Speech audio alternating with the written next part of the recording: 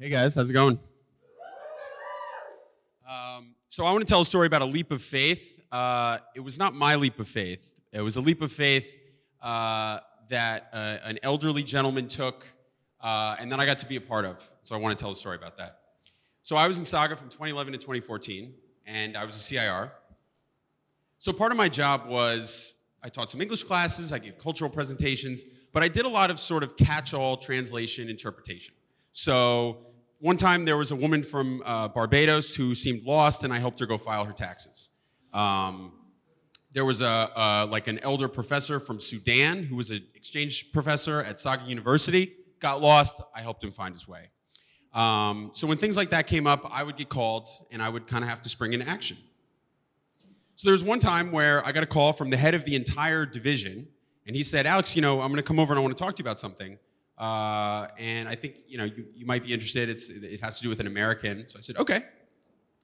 So he had been getting letters from this gentleman named Charles Keller, who at the time was in his 80s, and he had come to Japan after World War II when the country was rebuilding, and he had met a young Japanese woman named Tamami Ayukawa. They'd gotten married, and they'd moved back to America. They moved to Tacoma, and they'd never been back. They'd never been back to Japan. She never went back to Japan. He never went back to Japan. And she got sick. She started getting Alzheimer's, and she died in 2011. So in 2010, he had this realization of, I don't know anything about my wife's family. And she never went back. They don't know about me. They don't know about their nieces, their nephews, their sisters, their kids. So he was like, oh my God, I need to reconnect with his family in Japan.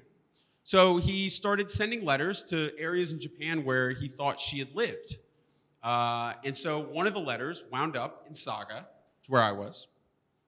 And so the head of the department comes over, and he has this letter, and we start learning about this story. So his wife was born in Japan, met him, moved away, never came back. And in Japan, they have something called a koseki, which records where you're born, where you get married, birth of children, when you die. We don't have anything like this in America. Whenever you move around in cities, you kind of transfer your koseki. So with the name of her maiden name, sort of how old she was, we could do some research. And there's some letters that get sent back and forth, and we have a eureka moment. We find a Tamami Ayukawa who lived in some part of Saga many, many years ago. There's a problem. Due to the koseki rules, we can't actually communicate this directly to him because he's not a blood relative. They can only send this to the person themselves or a child. So we're thinking, does he have kids? The kids, is there a good relationship there? We kind of stealthily coach the kid on how to request this information. We send it. And then he says, okay, I'm coming to Japan. I want to do a tour of where my wife grew up. So in 2012, he shows up at my office. We had known he was going to be coming, but he just showed up. And here's this spry 85-year-old man who'd flown all the way to Japan to try to reconnect with his wife's family.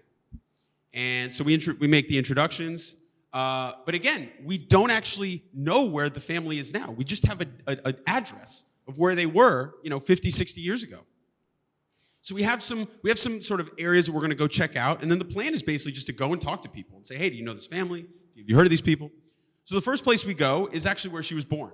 And it's this old mining town. And you see these old kind of rundown structures. And it's where her dad was working and where she was born. But it's very clear that, the town has changed. There's nobody who really knows what's going on. We get a tour from a local person, but it's unsuccessful. We ask people, have you heard of this family? Have you heard of this family? Nothing. The next day, we go to another place. And we're walking around. And this actually seemed a little bit warmer. So she had moved, the family had moved there, the father got divorced, so there was a record here that was more recent. So we're walking around and we're saying, does anybody know the Ayukawa family? And we see a temple and we say, let's go to the temple. There's a guy who's probably there, he's been there for a while, he'll know. So we go there, the priest receives us, we have tea, we sort of explain the situation. Meanwhile, I'm interpreting all this. So here's this guy, this American who doesn't know anything, and I'm explaining it to him and to the city officials and back to him. The priest is like, I've never heard of that, let me call my friend. He calls a friend, guy comes over, he's like, oh, very interesting story. I don't know who it is, let me call my friend. This other guy comes in, this kind of crusty old, grunty guy. He's like, rah. And we explain the story. He's like, oh yeah, the sister, Tomone Ayukawa. I was talking to her yesterday on the phone. So we found the person, but now the question is, does she want to see the husband of the sister that she had never met as an adult? And so we kind of regroup. We, through some connections, we connect with the sister, and we set up a meeting. We're going to go to a family restaurant. We're going to join the people together, and hopefully we're going to go to the family grave, and we're going to have a nice little kind of reunion there. So we go to the family grave first. They clean it together. They meet. It's this lovely meeting. He's brought photos of his family to show to her, this is your sister, and these are your nieces and nephews, and this is the family that exists on the other side of the world. And, you know, she's emotional, he's emotional. I'm just there like, wow, how amazing that I'm part of this. And we're going to go to a restaurant, we're going to have a meal, and then we're going to say goodbye. And he kind of pulls me aside, and he says, there's actually one more thing, which I didn't mention before. He pulls out a small urn, which is a small urn of his wife's ashes. And he had an ulterior motive for this trip, which is that he wanted those ashes to be added to the family ashes in the family's butsudan, in their house. So I'm thinking, oh my God, this is a really sensitive issue. Is this woman just gonna accept some stranger's ashes and add them?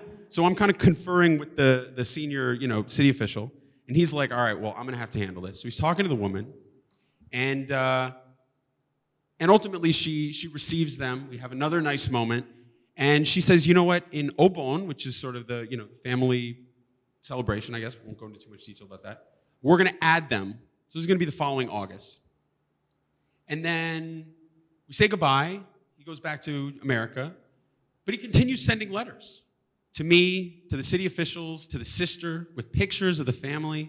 And I'm interpreting all of this. And I had this moment where I was thinking, this man had such love for his wife, who had unfortunately gotten dementia and died, that he took it upon himself to go on this mission to Japan, to find her family, to find her living relatives, and to bring a piece of her back to her home country. And he took the ultimate leap of faith. He didn't know if this was going to work out. He was 85. This was his last trip to Japan. But he made it happen. And it was one of the most memorable experiences of my time on JET, and it was a project that I was so truly honored to have been a part of. And the lesson is always, take the leap of faith, because you don't know what's going to happen, and you have to move forward. Thank you.